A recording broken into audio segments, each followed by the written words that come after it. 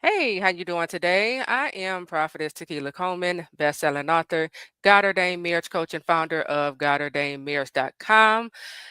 Today, I wanted to jump on here and do part two of the resurrection. And so tonight's teaching is titled When God Restores, Repackage, and Reintroduce You.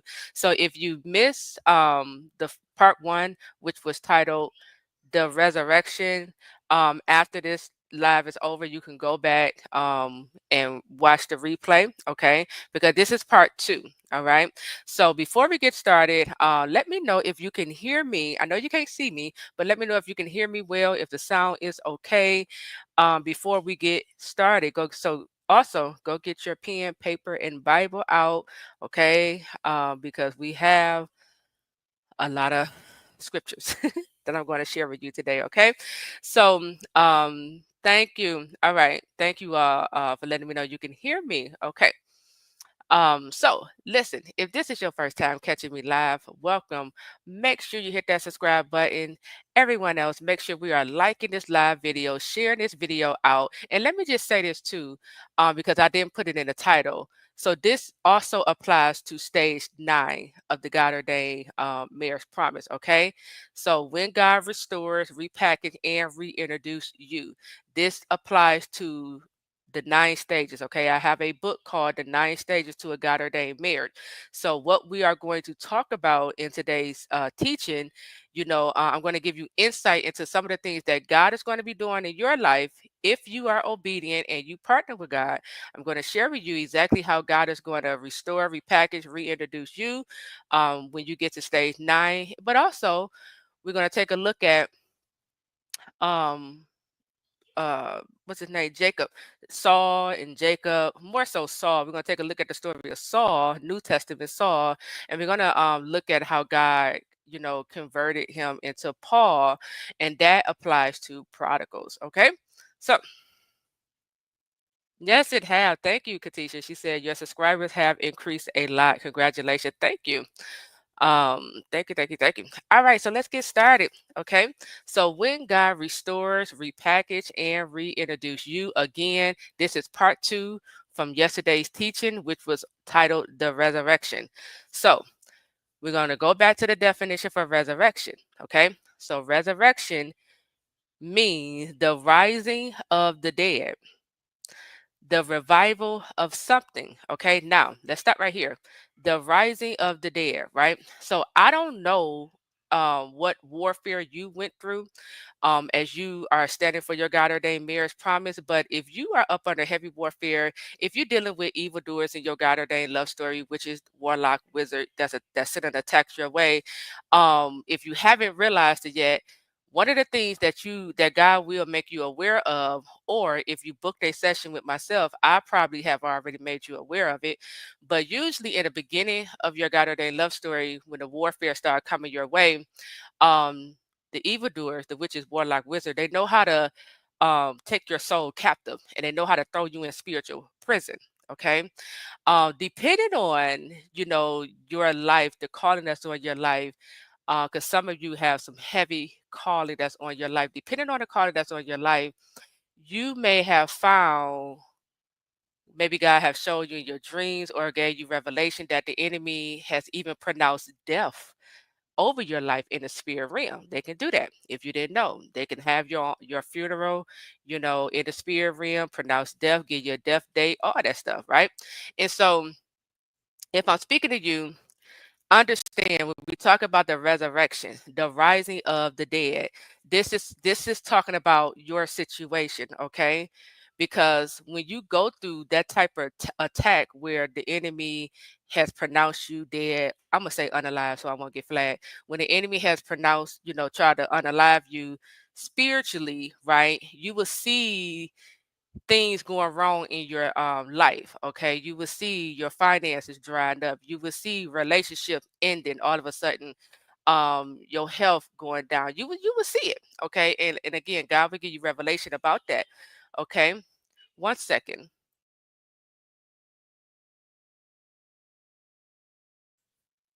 So you will see what has taken place in the spirit realm happen, begin to manifest in the physical over your life. Okay.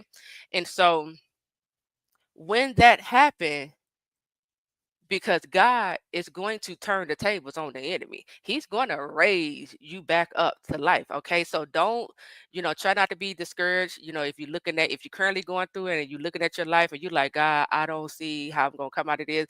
I don't see the turnaround. I need your help. He's going to help you. He's going to give you strategy. He's going to help you. Okay. He's going to raise you back up to life. So just know that. Okay. So going back to the definition. Yes, so wait a minute. Katisha said, "Oh snap, I had a dream like that. I totally forgot." Yes, if you have a dream of you being in prison, you know, that don't necessarily mean that's going to happen in the physical, but what God is communicating, what he could be communicating is the enemy has taken your soul captive. He has arrested. It was a spiritual arrest happening, similar to Job. Remember when the devil approached God about Job? Okay, that's what the enemy is doing. He will approach God about your life. And if you have like open doors or sin or whatever, that means he got legal right to attack you. So he will take your soul captive, throw you in spiritual prison, spiritual jail, and then God will show you in jail. Or another thing that happened, you probably didn't have any open doors. However, the enemy, know how to manipulate the spirit realm, and maybe you probably didn't know to pray against this, right? However way it came about, they're able to throw you into spiritual prison. Okay, so God will show you that. It's similar to Joseph when he was lied on and thrown into prison. Okay, so God will show you that, like, hey, in the spirit realm, this is what's happening, but God is going to let you out. It's all about strategies. Okay, it's all about strategies. All right. So resurrection means the rising of the dead, the revival of something. So synonyms for resurrection are comeback, okay? Restoration. That's also going to take place, but the restoration might start taking place in stage 8. Renewal, awakening, reintroduction, relaunch, rebirth, reappearance, okay? So let's take a look at Reintroduce. Okay, so we're going to take a look at the story of Joseph, Saul, and Jacob. So first we're going to start with the story of Joseph. Okay, so his story can be found, it starts in Genesis 37. And in Genesis 37, I'm just going to, paraphrase a few things. Joseph had a dream. Okay, Joseph at that time was 17 years old when God gave him that dream. Okay, he actually gave him two dreams. And so he began to tell his brothers and his father about the dreams that God was giving him, not knowing, because he's 17. He didn't know, that him revealing his dreams to his family was going to cause some jealousy, some hatred. They're going to plot against him and, you know, um, just betray him. He didn't know it. He's doing like you and I would do. We get a dream from God. We call up our friends, our family. Hey, let me tell you about my dream. Or what you think about this? Right? So he didn't know that him telling his dreams to his brothers and father, that it was going to get him like hated on and stuff. Okay. So his brothers, Joseph's brothers, they hated him because he was loved by their father. I need you to understand that your enemies, they hate you because you're loved by God. hmm This is one of the reasons why they're attacking you, because they see the Father's love. They see how God is protecting you. They see the favor that's on your life. And see, the enemy also know each time they send a text your way, they see God bless you even more. Okay. So understand, this is one of the reasons why the attacks may be increasing in your life, because you are loved by your Heavenly Father. Okay. Um, but the Bible say how Joseph brothers, they hated him because he was loved by their father, and they could not speak a kind word to him. Okay. So they had a lot going on. Their heart was not right. Okay. And so his brothers, they were jealous of him. They began to plot um to kill Joseph or unalive him, right? And understand they were plotting to unalive Joseph because they thought if we can unalive him, we can prevent or stop his dreams from coming to pass. This is another reason why you are up under attack, because the enemy already have seen the calling on your life. The enemy already know you got a God-ordained marriage promise. And so here come the enemy trying to attack you because they're trying to stop the promise. They're trying to stop your dream. They're trying to stop your purpose. Okay, but what God already declared is going to come to pass in Jesus' name. So they began to strip Joseph, okay, of his robe, and this robe was given to Joseph by their father. Okay, they stripped him of the robe that was given to Joseph by his father. How many of you, since you've been standing for this God ordained marriage promise, you have went through a stripping? God been stripping things, off of you, out of your life, and you like, what is going on, right? And I'm saying God, but again, usually in the beginning, this is happening from your enemies, okay? So again, we see this jealousy taking place. They go after the road. They're like, we're gonna strip him from this. Yep, pruning. Yeah, that's another way. That's another word for stripping, pruning. All right. So, yeah, they began to strip him, of the role that was given to him by their father.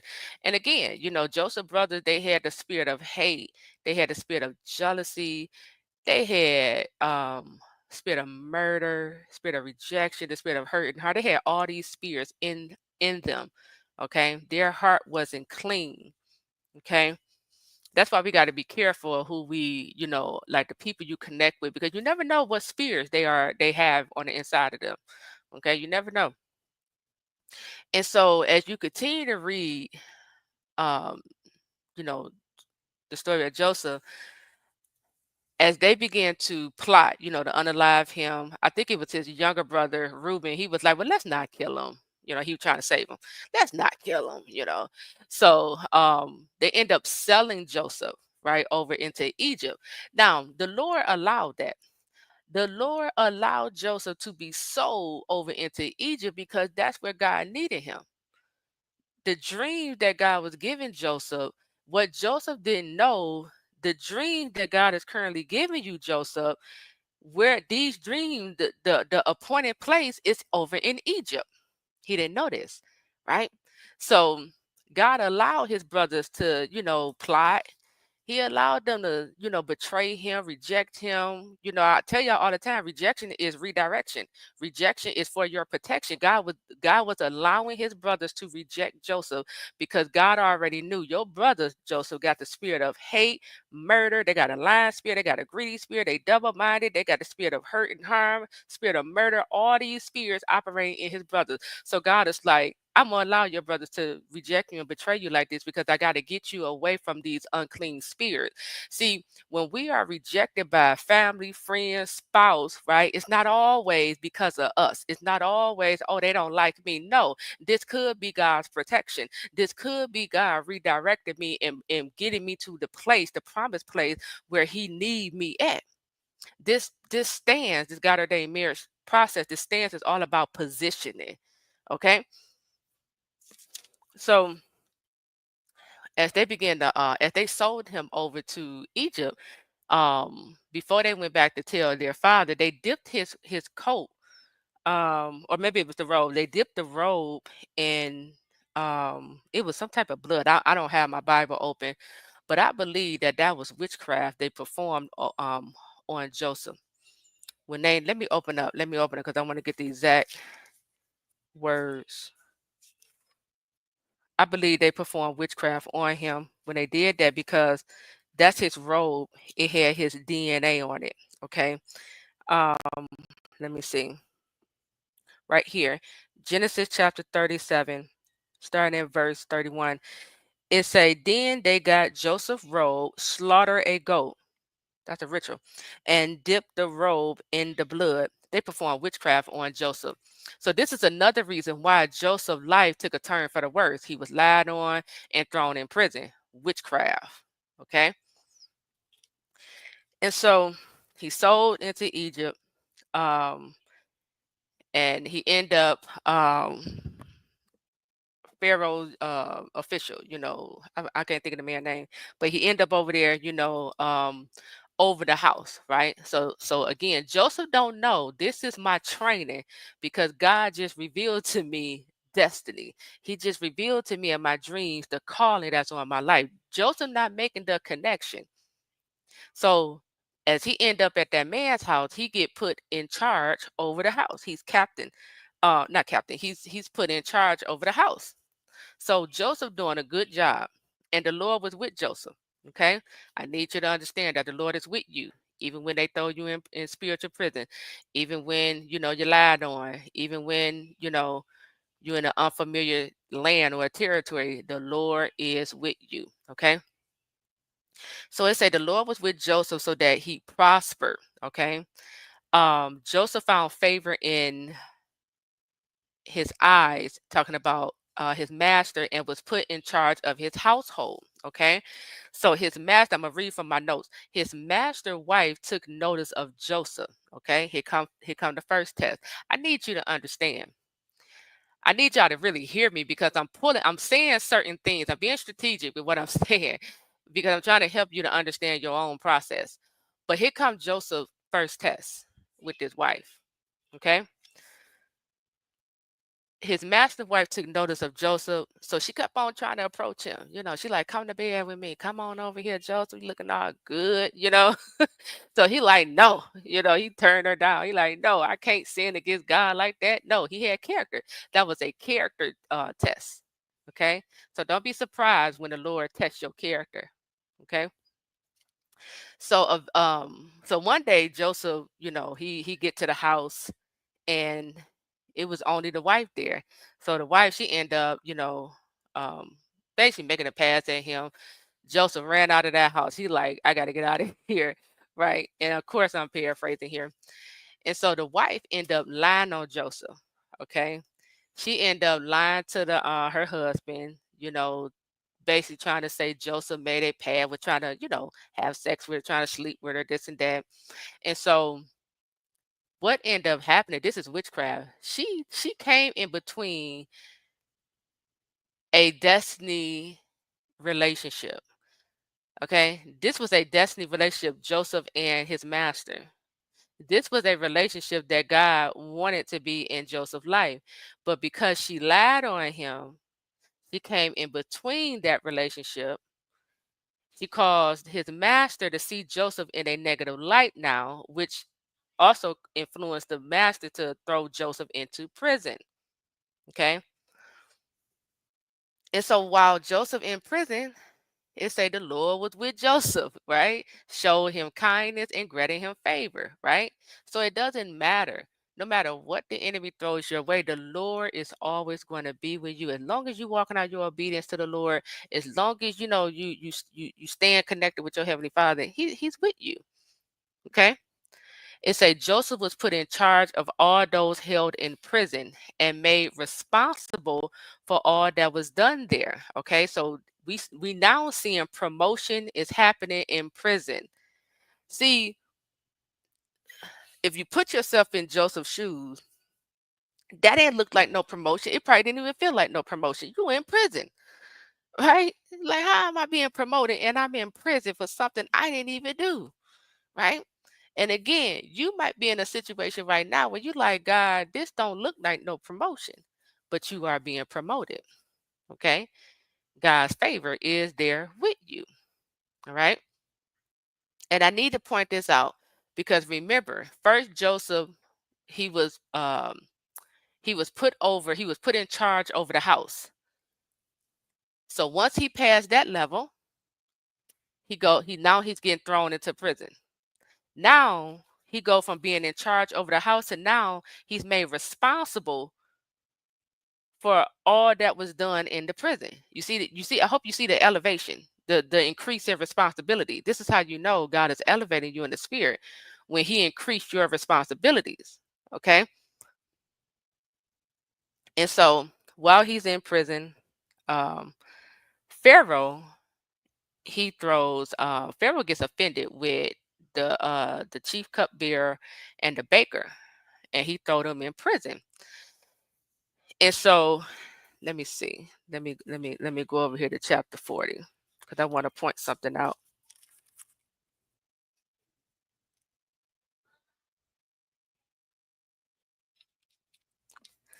Okay, let's see.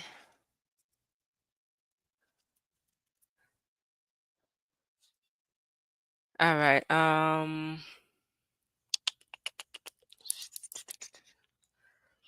Let me find the part I want to highlight. Okay, here it is. When you go to Genesis chapter 40, let's start at verse let's start at verse 2. It's saying Pharaoh was angry with his two officials, the chief cupbearer and the chief baker, and put them in custody in the house of the captain of the guard, in the same prison where Joseph was confined. The captain of the guard assigned, this is the word, assigned. The captain of the guard assigned them to Joseph. So the captain of the guard assigned the chief cupbearer and the baker to Joseph. One of the things you want to be asking God, or even try to identify in your own life, who has God assigned to me? Because whoever God has assigned to your life, right, no matter what season you're in, he wants you to, he's looking to see how you're going to take care of it. He's looking to see how you're going to manage that. Okay. It say in verse 4, the captain of the guard assigned them to Joseph and he attended them. Okay. And let's continue to read. It say, after they had been in custody for some time, each of the two men, the cupbearer and the baker of the king of Egypt, who were being held in prison, had a dream the same night, and each dream had a meaning of its own. When Joseph came to them the next morning, he saw that they were dejected. You see this? Joseph had wisdom because he knew that these two individuals are assigned to me. He also knew that he was made responsible for everyone, in that prison cell. Okay. And so because he's honoring his position, right, even while he's in prison, this is how I know he's paying attention to the people that's assigned to him, because it say he saw that they were dejected. So he asked Pharaoh officials who were in custody with him in his master's house, why do you look so sad today? He noticed that they were looking sad. So God, 'cause this is what God is looking at.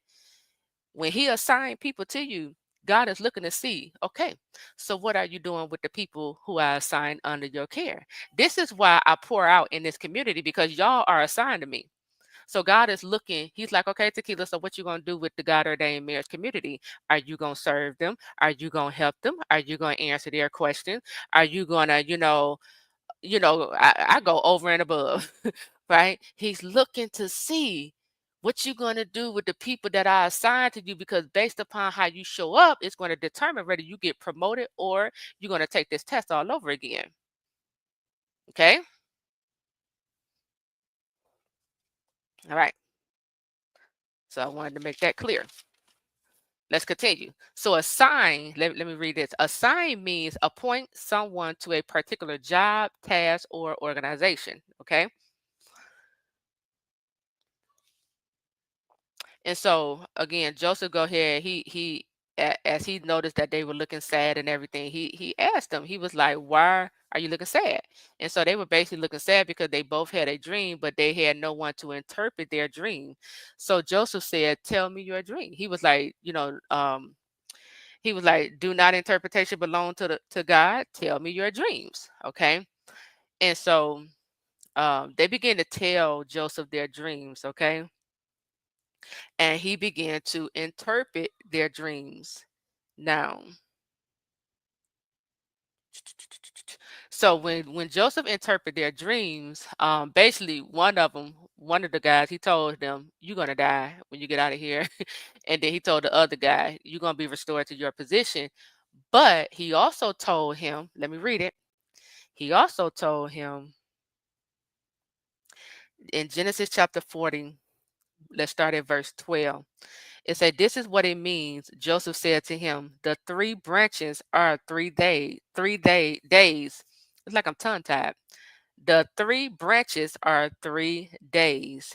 Within 3 days, Pharaoh will lift up your head and restore you to your position. And you will put Pharaoh's cup in his hand, just as you used to do when you were his cupbearer. Now listen, because God put what's the word I'm looking for, Lord? God also included in the cupbearer's dream help for Joseph. So in verse 14, Joseph still interpreting this cupbearer dream. He said, but when all goes well with you, remember me and show me kindness. Mention me to Pharaoh and get me out of this prison. I was forcefully carried off from the land of the Hebrews, and even here I have done nothing to deserve being put in a dungeon. Now, let's talk about this, because God put that in that cupbearer's dream. He showed him, you're going to be restored back to your position, but I need you to mention my son Joseph, so that Pharaoh, because he had the power that at that time to get Joseph out of prison. The reason why I'm bringing this up is because many of you been standing for a long time, and you like, why God not doing anything? Why God not sending my help? You know, God told me this, but I don't see it. It's not that God lied, okay? Because when you continue to read, the cupbearer, he was restored back to his position, but he forgot about Joseph. His disobedience to not mentioning Joseph to Pharaoh caused Joseph to stay in prison for a couple of more years. So it's not that God lied. It just this cupbearer, he forgot about him for whatever reason. Okay. So it's not always God, he's lying or he didn't keep his word. No, he gave them the dream. He's given them the instruction. It's the people who God is your destiny helpers, who God is speaking to. They are the ones who being disobedient. They are the ones taking the prideful stand. They are the ones, you forgetting about you, okay, and keeping you in a position of suffering for longer than God wanted you to be there. Okay.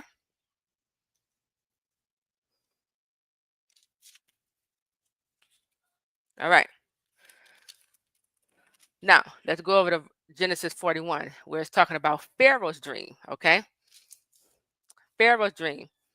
Um, it said when 2 full years had passed. So that chief cupbearer, because he forgot to mention Joseph, he caused Joseph to stay in prison for 2 more years. See that? For 2 more years because of his disobedience. All God wanted him to do, mention my son Joseph. I want to get my son out of this prison. Mention his name. He didn't do it. So now Joseph got to stay in there for 2 more years. Okay. It said when 2 full years had passed, Pharaoh had a dream. Because now Joseph, because God is like, okay, I sent the help the first time to the cupbearer. He forgot about my son. All right. Joseph, I'm sure, probably was praying to God, God, when you going to get me out of prison? This isn't right. I'm sure he was going there. Joseph didn't know. You got to wait, Joseph, until God give Pharaoh this dream.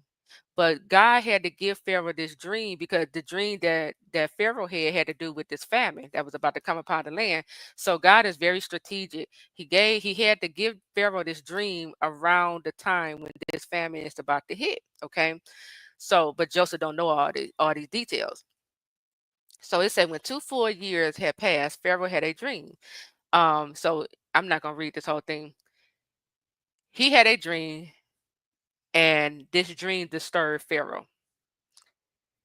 It disturbed him. And so let's see.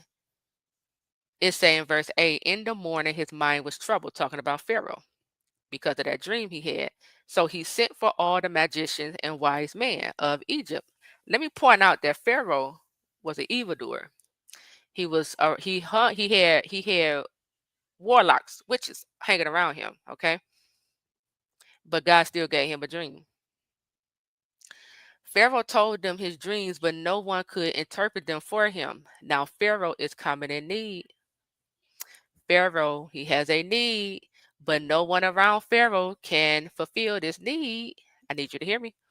No one around Pharaoh can fulfill this need. hmm It said, but no one could interpret them for him.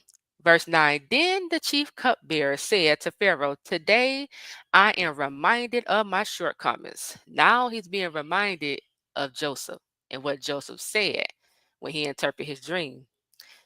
Pharaoh was once angry with his servant, and he imprisoned me and the chief cupbearer in the house of the captain of the guard. Each of us had a dream the same night, and each dream had a meaning of its own. Now a young Hebrew, now he's mentioning Joseph. Now a young Hebrew was there with us, a servant of the captain of the guard. He told him our dream, and he interpreted them for us, giving each man the interpretation of his dream. And things turned out exactly as he interpreted them to us. I was restored to my position, and the other man was impaled. Verse 14. So Pharaoh sent for Joseph. So Pharaoh sent for Joseph because Pharaoh got it. He had a need. He's like, I need my dream interpreted because this dream been tormenting his mind. So now that he's hearing about Joseph, I need you to hear me by the Spirit. Now he's hearing about Joseph. He's like, wait a minute. Okay, so who is this man I'm hearing about who's interpreting dreams and what he interpreted came true? He's like, bring him here.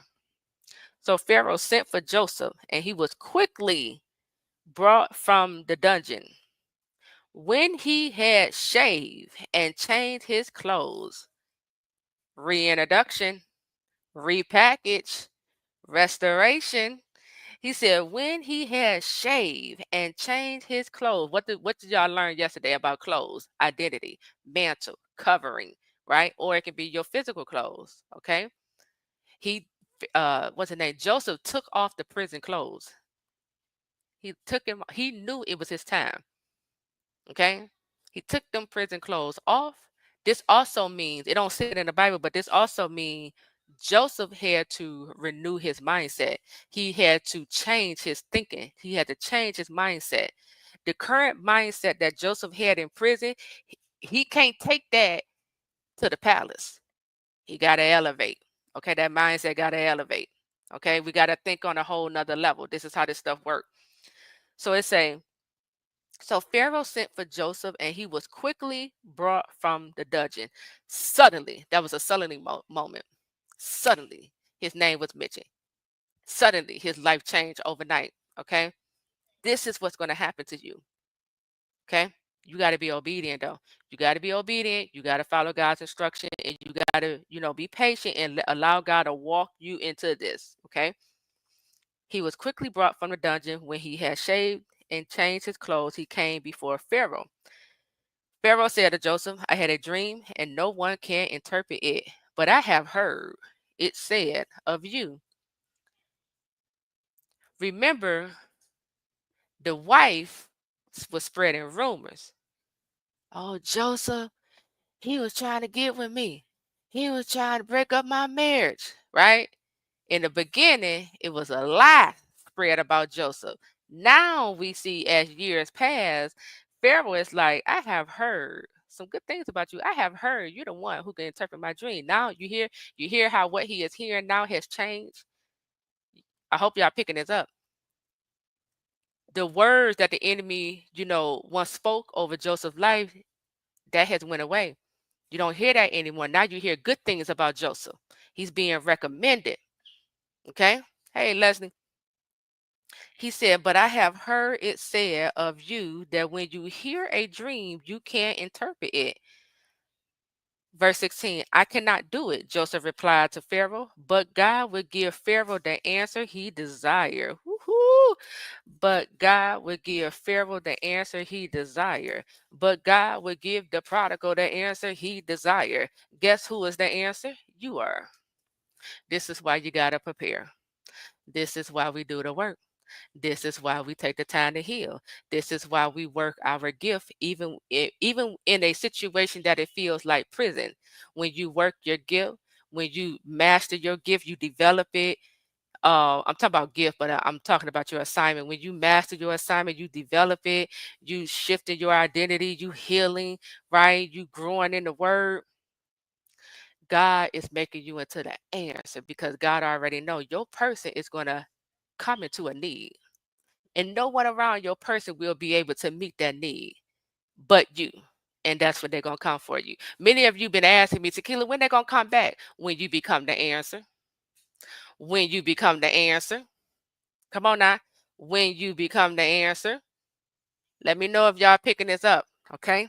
It say, but God would give Pharaoh the answer he desired. Then Pharaoh said to Joseph, so he began to tell him his dream. Okay, y'all can read that. Now let me slow down. Let me look at my notes. So going back to when Joseph in verse 14, it said when he had shaved and changed his clothes. So let's look at the word shave. Shave means removal.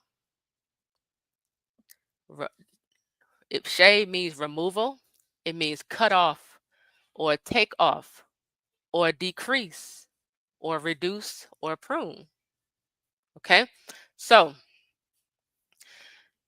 in this story, it's talking about Joseph, he went on ahead and shaved. Okay. But understand when your time comes, it is time for you to shave. Okay. God is going to remove some people or things out of your life.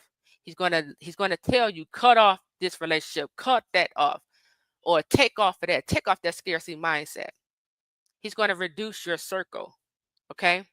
He's going to cut off or cut out of your life the things that don't belong and the things that can't go into this promise. Okay. He's going to remove that old mindset, the old way of doing things, your old way of showing up. And he's going to challenge you. I'm talking about God. He's going to challenge you to adopt a new mindset, a new identity. Okay. He's going to remove that false identity. Okay. He's going to remove that hustle mentality. I got to grind. I got to get it. God said, I'm going to remove that. Because see, when you get to the promise, it's no hustling in the promised land. It's all about alignment. Align yourself with your identity in Christ. You don't got to hustle or chase money. All you got to do is understand wealth is your identity. Just get in alignment. Just get in alignment with it. Okay. And so this is all what's going to take place in stage 9. God going to be speaking this to you. He going to be sending his destiny helpers to you. Okay. I'm planting a seed, but when it's time for you to step into stage 9, he going to remind you of what I was saying, and he going to give you more revelation about it. Okay. So again, shave mean removal, cut off, take off, decrease. Your circle is going to decrease. Okay. Reduce, prune. Okay. And again, it said when he had shaved and changed his clothes. So we talked about clothes, okay? Identity, mantle, covering. Um, Leslie said, I don't know how to not hustle. I know. And I'm gonna tell you something. I'm gonna tell you something because God, He know that, right? He knows, just like how for most women, who always been independent, like it's not that you chose to be independent, but you've been put in that position to just, be independent to take care of yourself. God noticed, and so He's going to put you in a season. He's going to allow you to go through a season where you're able to rest, you're able to get that hustle mentality out of you. He's going to just give you one good strategy, okay? And it's going to align you, okay? It's going to just align you um with, the direction he want to take you in, okay? All right, let's continue. Also, let me say this. So as Pharaoh is telling, let me say this, okay? All right. Sometimes I'd be like, I wish y'all could just hear my thoughts. Oh, it be going so fast.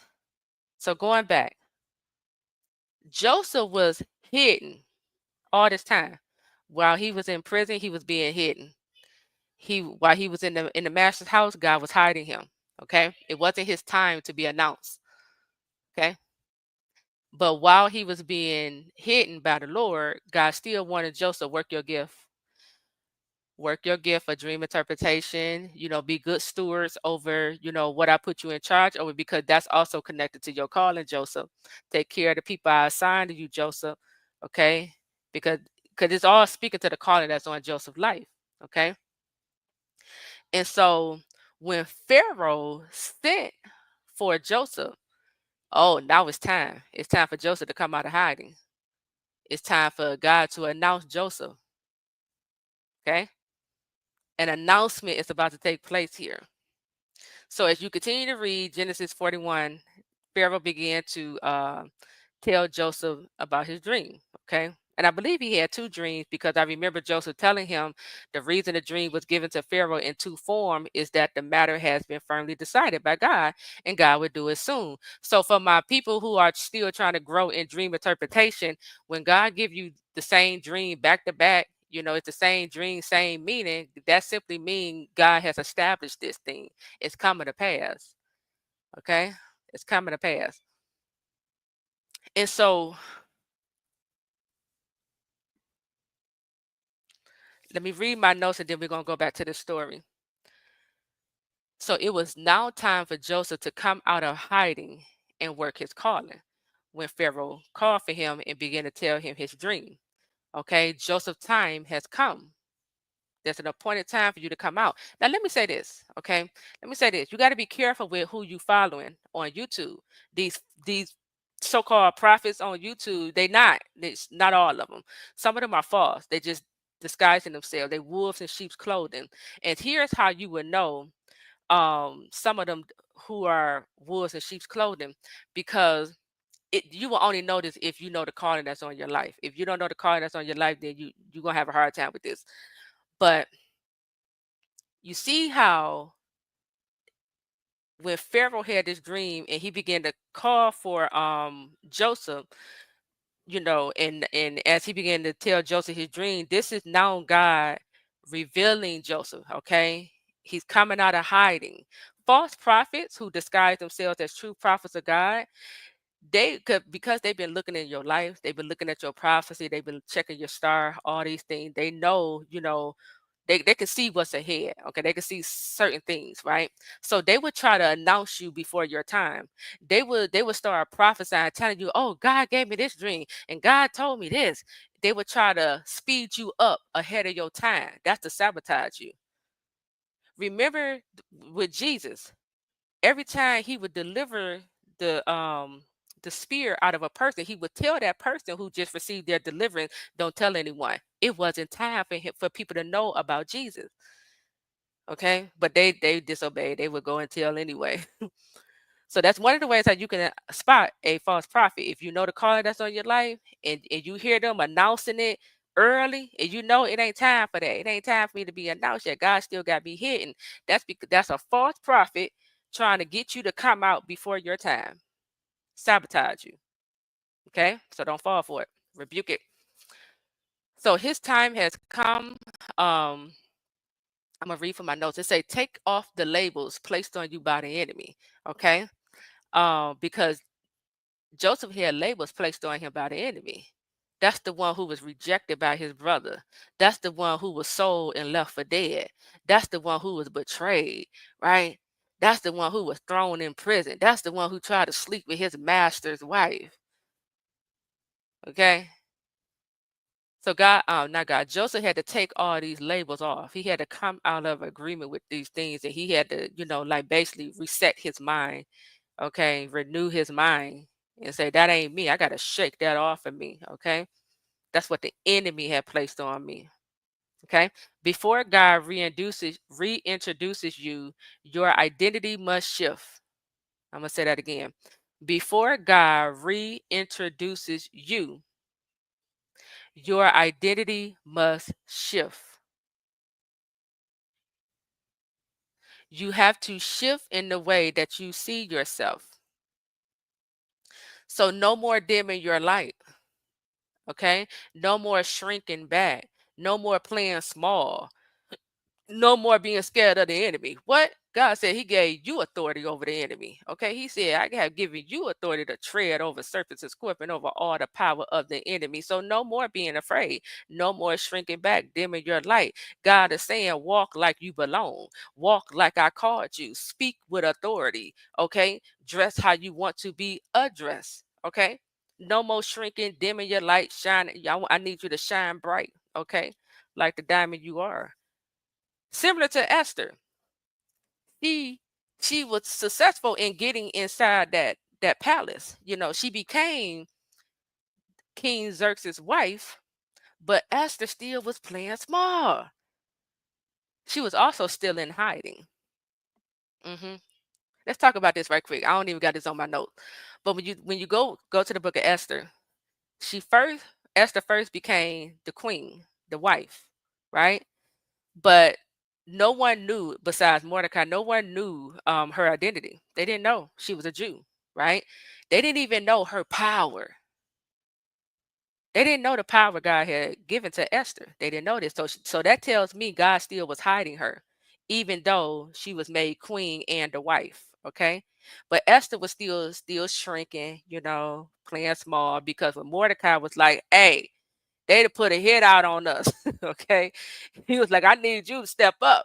And so she like, well, she going by the rules. You got to break rules. Okay. When it's your time to come out, you got to break these rules. Okay.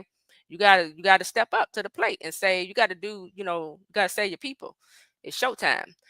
So, she's telling Mordecai, well, you got to wait a few days before you go in the presence of the king, da da da da da. So Mordecai was like, look, okay, he had to remind her, look, God put you in that seat for such a time as this. It's time for you to rise up. Okay, I'm paraphrasing here.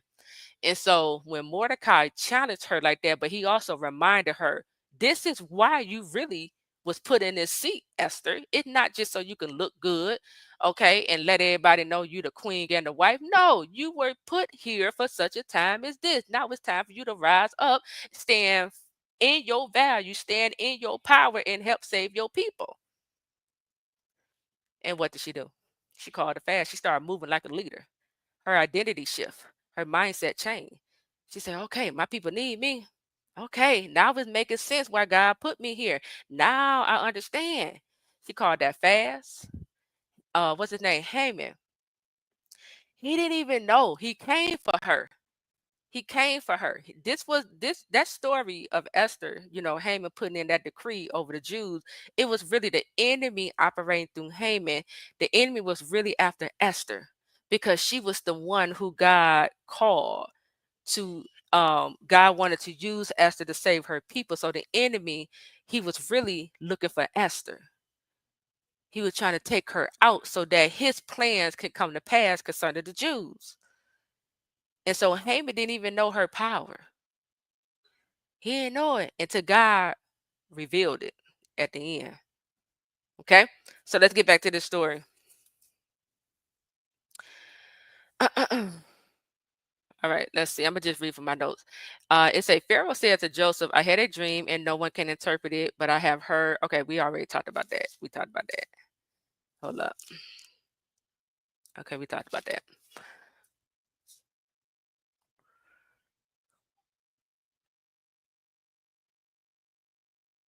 Okay, so I'm gonna just read from over here. So going back to Joseph interpreting Pharaoh's dream, right? Um, so in verse 32, he tells him the reason the dream was given to Pharaoh in two form is that the matter has been firmly decided by God, and God will do it soon. Verse 33. And now let Pharaoh look for a discerning and wise man. He's still interpreting Pharaoh's dream. God put Joseph promotion in Pharaoh's dream. Let me say this again. God put Joseph promotion in the dream he gave to Pharaoh. So Joseph is now, he's still interpreting the dream that Pharaoh had. So verse 33, and now let Pharaoh look for a discerning and wise man and put him in charge of the land of Egypt. He say, let Pharaoh appoint commissioner. Now he's about to give instruction, because God in that dream, the two dreams Pharaoh had, God was revealing to him a famine is coming. God has also put in that dream instructions on how to prepare, okay, for what is to come so that it doesn't overtake you or the people. And then he also included in the dream Joseph's promotion, okay? He wanted to reward Joseph for being lied on, thrown in prison, betrayed, abandoned, rejected by his family. Bless you. So it say, let Pharaoh appoint commissioners over the land to take a fifth of the harvest of Egypt during the 7 years of abundance. They should collect all the food of these good years that are coming and store up the grain under the authority of Pharaoh to be kept in the cities for food. It say this food should be held and reserved for the country to be used during the 7 years of famine that will come upon Egypt, so that the country may not be ruined by the famine. The plan seemed good to Pharaoh and to all his officials. So Pharaoh asked them, can we find anyone like this man, one in whom is the Spirit of God? So let's talk about this, because now Pharaoh is seeing Joseph is different. Not only can this man, he's the only one that can interpret my dream, but he got wisdom. Pharaoh is seeing this on him. This man is full of wisdom. This man got the Lord with him. As you partner with God in this process and you allow God to mold and shape you into the answer your person is going to need, you see in the beginning, you go through all this rejection, you go through all this betrayal from your person.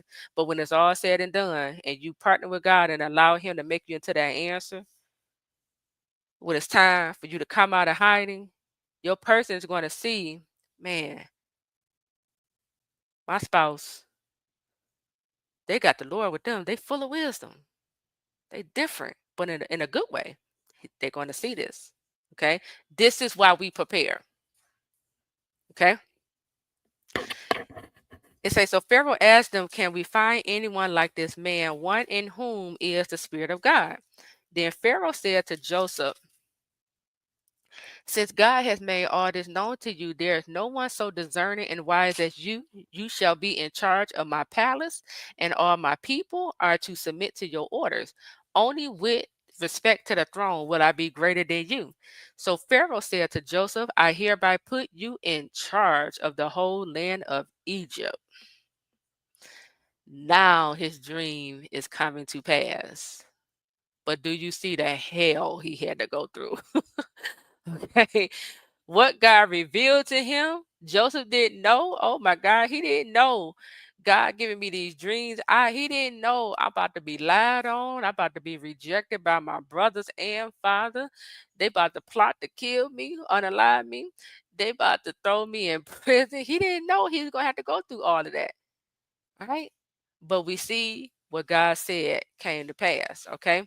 Now, as you continue to read, I'm gonna skip over a few things.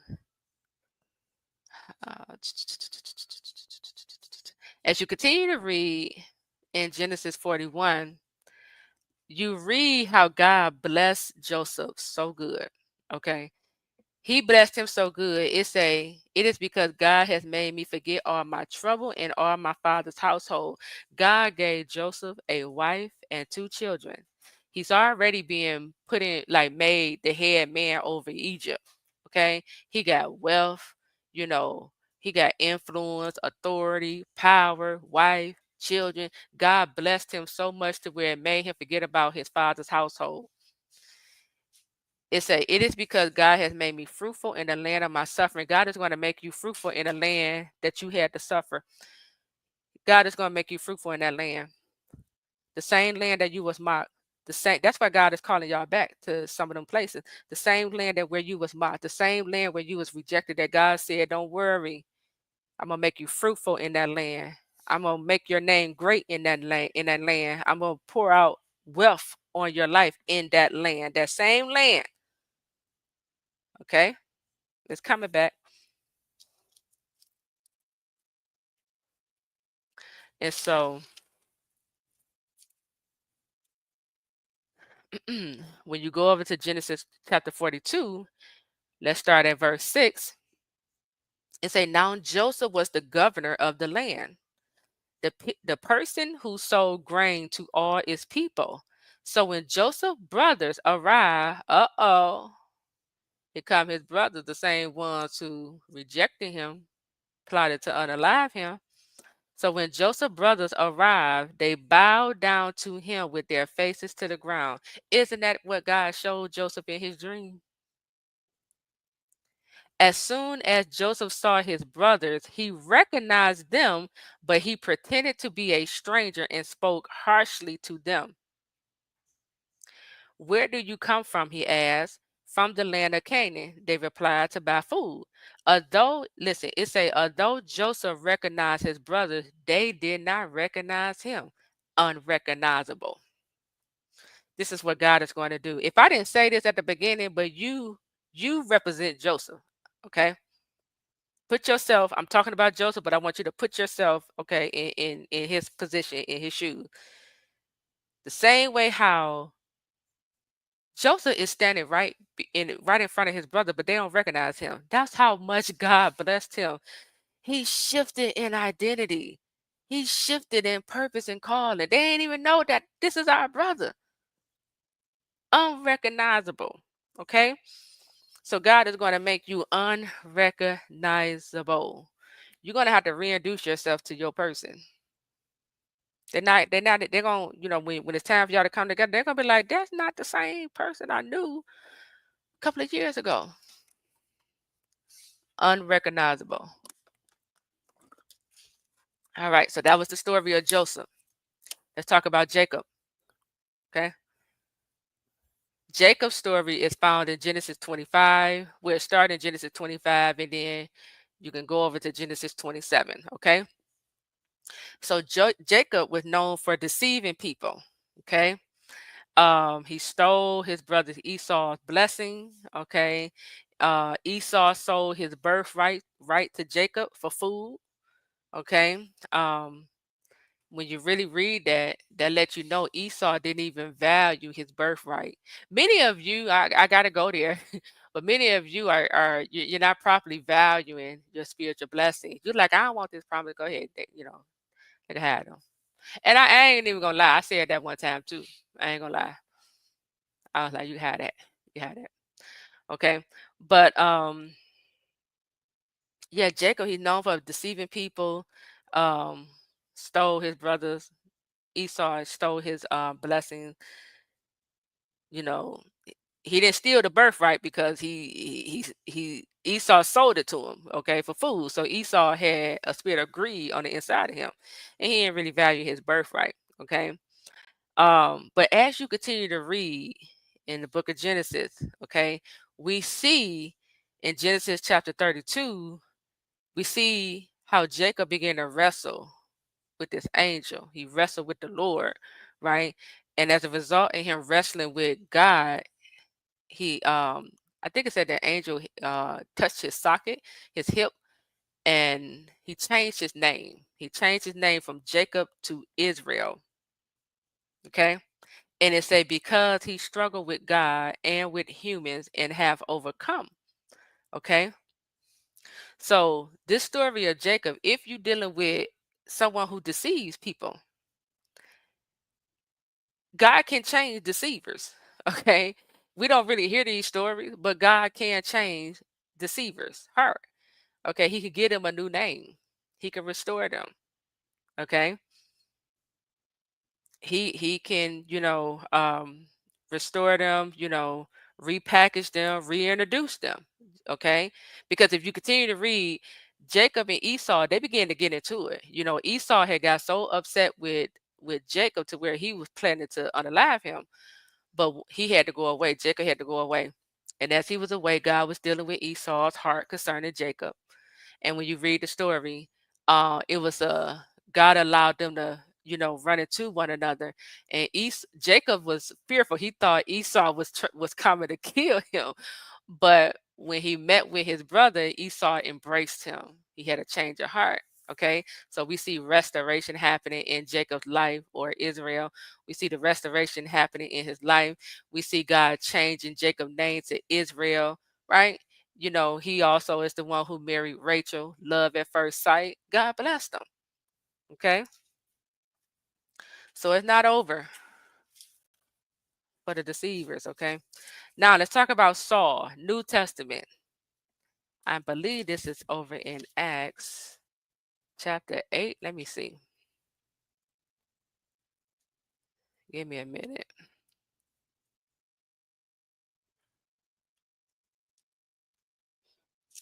No, it's not 8. It's 9. It's over here in Acts chapter 9, Saul's conversion. Okay. This is so good. Saul's conversion. Now, let's start in verse 1. Acts chapter 9, verse 1. It say, meanwhile, Saul was still breathing out murderous threats against the Lord's disciples. Okay. So, right off the bat, Saul, he's an evildoer. You know, he's persecuting the church. Okay. He's threatening and killing the Lord's disciples. You know, he's throwing, God's people in prison. He's bringing harm to the people's lives. Okay. But as you begin to read, he began to have this encounter with the Lord. Excuse me. In verse 3, it says, as he neared Damascus on his journey, suddenly a light from heaven flashed around him. He fell to the ground and heard a voice say to him, Saul, Saul, why do you persecute me? Okay. Who are you, Lord? Saul asked. I am Jesus, whom you are persecuting. So when your person persecute you, when your person reject you, when your person betray you, they're not just doing that to you, they're doing that to God, because you're the one who's sent by God. You're the one who's chosen by God. Okay. And sometimes they don't understand that. Okay. So this is your scripture reference. He said, I am Jesus, who you are persecuting. Okay. Saul was persecuting the Lord's disciple. So God is like, what you do to them, you're doing it to me, Saul. Verse 6, now get up and go into the city, and you will be told what you must do. Okay. Verse 7, the man traveling with Saul stood there speechless. They heard the sound, but did not see anyone. Saul got up from the ground, but when he opened his eyes, he could see nothing. So he was blind. Blindness came upon his life. Deuteronomy 28, up under curses for disobedience, blindness is there. So Saul was up under a curse. Now we see the curse now manifesting, blindness. Okay. But also God also took away Saul's sight as well. So they led him by the hand into Damascus. For 3 days he was blind and did not eat or drink anything. So now God put him on a fast. Those who dealing with narcissists, here's your answer. Can God change a narcissist? Read Acts chapter 9. For 3 days he was blind and did not eat or drink anything. In Damascus there was a disciple named Ananias. The Lord called to him in a vision, Ananias. Yes, Lord, he answered. The Lord told him, go to the house of Judas on Straight Street and ask for a man from Tarsus named Saul, for he is praying. In a vision, he has seen a man named Ananias come and place his hands on him to restore his sight.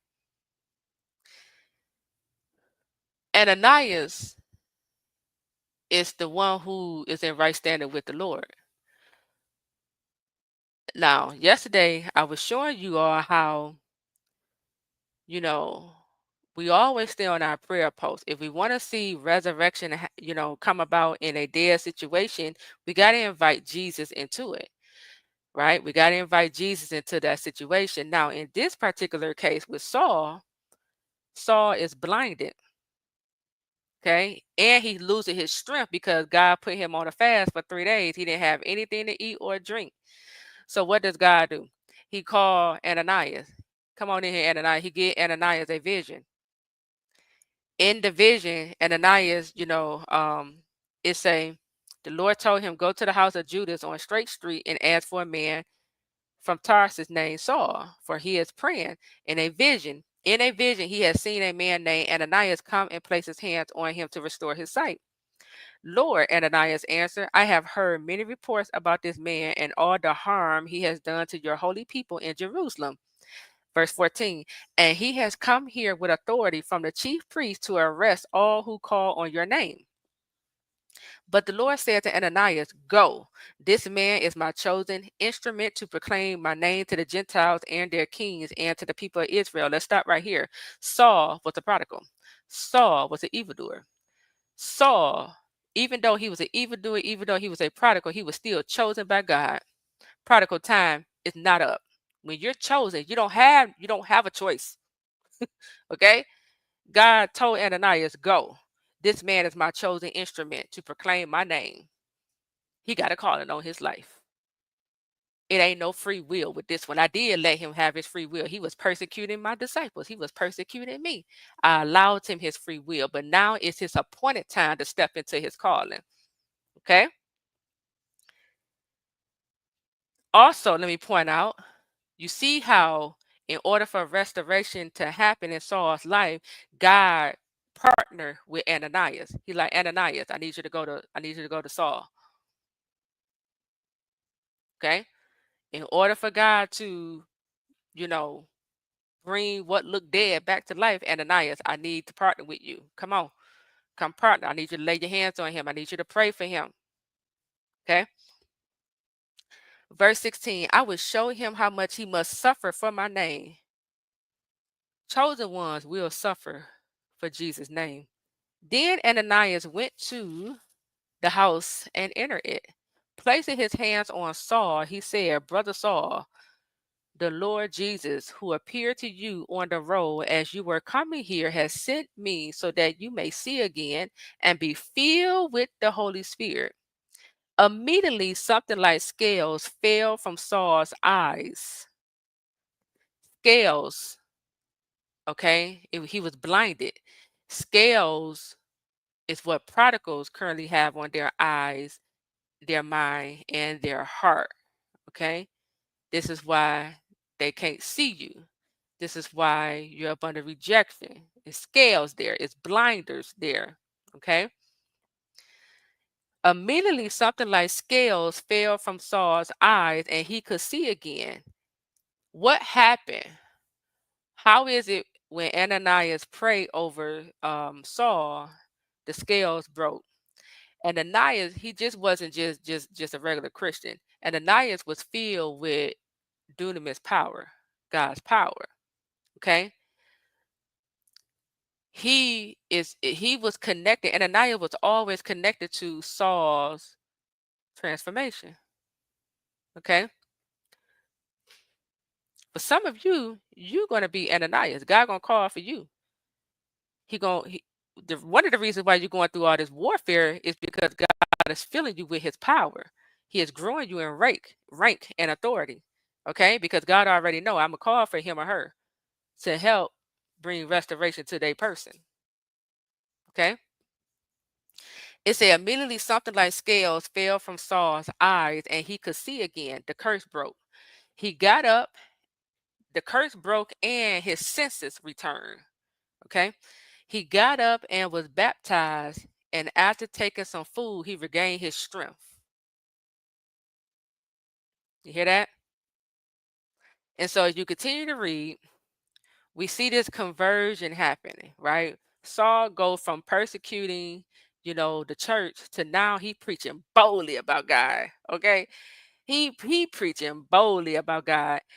And here's the thing, because he was known for being an evil man. And so while he's preaching about God, God's people like, I don't know about him. I don't know. He might still be Saul. So Saul, or Paul, the new name, he needed Barnabas to speak up on his behalf. Because it was Barnabas who came forward. He vouched for him. He let him know, no, he's a changed man. This not the same, Saul. Okay. So God converted Saul. He changed him. This is a transformation. This is a reintroduction. Some of you, it's going to blow your mind because You see the prodigal version of your person, but it's going to blow your mind when you see how God transforms them, how God restores them, how God reintroduce your person to you. For some of you, you're going to be meeting the next pastor. You're going to meet the next prophet. You're going to meet the next apostle, the next teacher, the next evangelist. You're going to meet your spouse who is now on fire for the Lord, and it's going to blow your mind. You're going to be like, God did it. I can't even believe it. Okay? Reintroduction. All right? So we see how Saul, he go from evildoer Saul to Apostle Paul. Okay? Nothing is impossible with the Lord. Okay? So that is it. We took a look at 3 stories. Okay? We took a look at Joseph, Jacob, name changed to Israel, and then Saul to Paul. Okay? And I broke it down. I shared with you how God restores, how he will repackage, okay, you or your person, and reintroduce. It's going to be a reintroduction for both of you. It's not going to just be you being restored, you repackage, and God reintroducing you. No, He's gonna do the same thing with your person too. So get ready. They not coming back the same way. If you be obedient, if you are obedient to the Lord throughout this process, you continue to follow the Lord's instruction. You stay patient, okay? Because God doesn't move in haste. Put that in the chat. God doesn't move in haste, okay? He is very strategic, okay? God is a God of order, right? So he want to make sure you understanding the instructions he's giving you. He want to make sure, you are properly planning it out, acting on what God is telling you to do, right? But both spouses will be restored, repackaged, and reintroduced to one another. Okay. So just a quick reminder for those who probably didn't hear about it yesterday in our teaching. Yesterday, we did launch our God-ordained mirror success system. Okay. And this is the thing, y'all hear me talk about preparing for your God-ordained love story.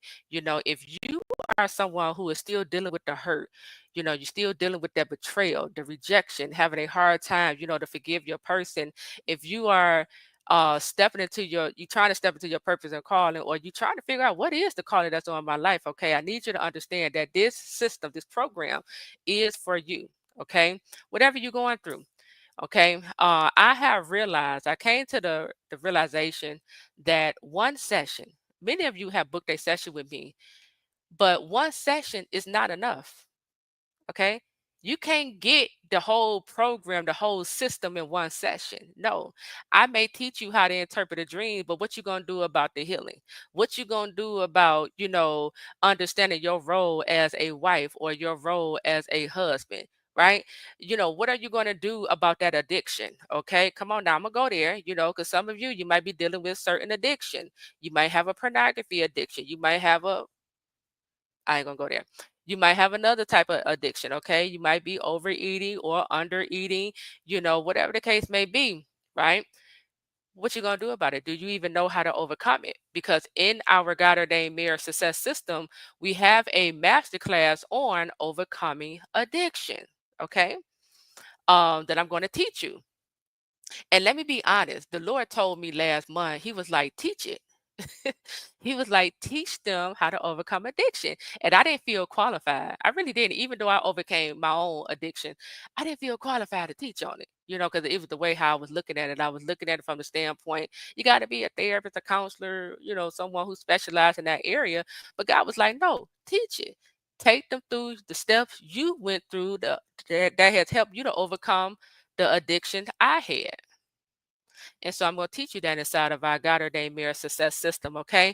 So again, one session is not enough. Okay. If you're dealing with heartbreak, betrayal, rejection wound, identity issues, self-worth issues, low confidence, lack of confidence, you still trying to, you know, um, find your place, your purpose and stuff.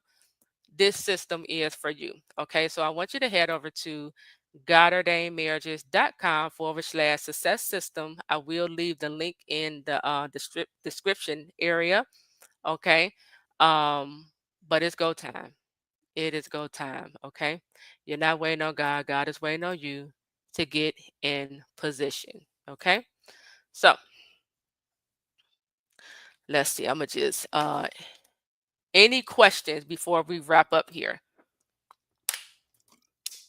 I'm not gonna do any dream interpretation, but any quick questions about the God-ordained marriage success system or about what I was teaching here?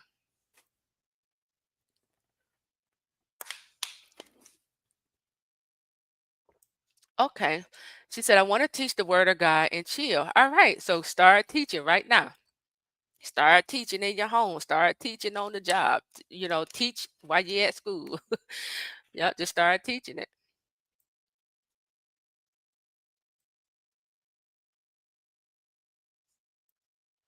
Yes. Katisha said, and when he returns, the price will be very expensive. Okay. Come on now. Thank you, Tyra, for the super sticker.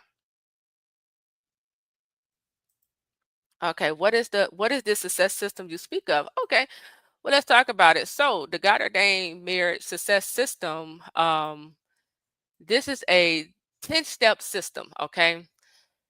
God has revealed, he has given me the blueprint, the system to the God ordained marriage. So it's 10 steps that I take members through. This is a 1-year program. Let me say that. But this is a 1-year program, and inside of the God ordained marriage success system is where you're going to learn how to pray, how to protect your marriage, how to prepare and position yourself to receive your marriage promise. I had a client earlier today, and I was telling her this process is all about getting in position. God can't release your God ordained marriage or release you into your God ordained marriage if you are not in position according to God's standard, the way how he want you positioned. He can't release the marriage to you if you're not in position. Okay. And so I know exactly what God is looking for. I know how he want you positioned. And so this is what this system is all about. It's going to teach you how to, like I was saying, pray, how to protect your God ordained marriage, how to position yourself, okay, to be found by your king, or if you're a man, it's going to the system will teach you how to position yourself in a way where your wife now is seeing you as the leader, protector, provider. Now she want to come home, okay? And so again, this the system, like I said, is going to help you to face your fears, heal from rejection, break free from emotional and spiritual strongholds. It's going to help you to rebuild your confidence, restore your beauty. See, some of you, you've been in this process for a while. You've been up under this warfare, and it's affecting your beauty. This is another reason why your spouse can't see you. Okay. And so your declaration need to be, I'm not going to miss it, this time. I'm not going to miss it. My spouse will see me this time because I'm leveling up. I'm doing the work. Okay. But inside of our God ordained marriage success system, I'm going to teach you how to raise them standards, how to set healthy boundaries, how to stop settling in these relationships. You're going to come out of this false identity and fully embrace your true identity in Christ. You're going to grow in emotional intelligence, maturity, and godly character. This is what God is after. He's after maturity. Okay. He want to take his people from being on milk to now on meat. Okay. You're going to understand your role as a wife, and walk in covenant, not confusion. God wants you to know and understand his covenant. Okay. He want you all to know this. You also, for those who don't know this, you're going to discover your spiritual gift, your fivefold mantle, and the calling that's on your life. That's one of the things I'm good at. I can listen to a person, I can listen to your story, and it's always me asking a person, are you a prophet? Are you a teacher? Are you an apostle? Because I can hear certain things on the person's life, and it gives me clues into who they are in a fivefold ministry. Um, and then also inside of our God ordained mirror success system, you're going to learn, how to build a powerful prayer life and engage in strategic warfare. God is waiting on many of you to stop being scared of the warfare. God is waiting on many of you to grow in power, rank, authority. over the enemy. He needs you to understand your authority. He needs you to stand in your authority. He needs you to, get bold, walk into the enemy's territory and take back everything that belongs to you. Okay. And so I'm going to show you exactly how I do this. So that's what the God-ordained marriage success system is. Okay. And again, the link is in the description area, godordainedmarriages.com/success system. Let's see. Thank you. She said the teachings are powerful. God bless. And also inside of our God ordained marriage success system, oh my God, we have so many teachings already back there waiting for you. Okay, we got like it's a lot, over 100 modules, videos waiting for you. You're going to get access to all of my program, my courses and classes. You're going to get access to Wife Academy, God Ordained Marriage Academy. You're going to get access to our Create Wealth. We got a part 2 coming soon. You're also going to get access to all of our dream interpretation classes, God Ordained Marriage Boot Camp, like all of our courses and programs. You're going to get access to that. You're also going to get the ebook version to all of my books. Okay. Okay, let's see.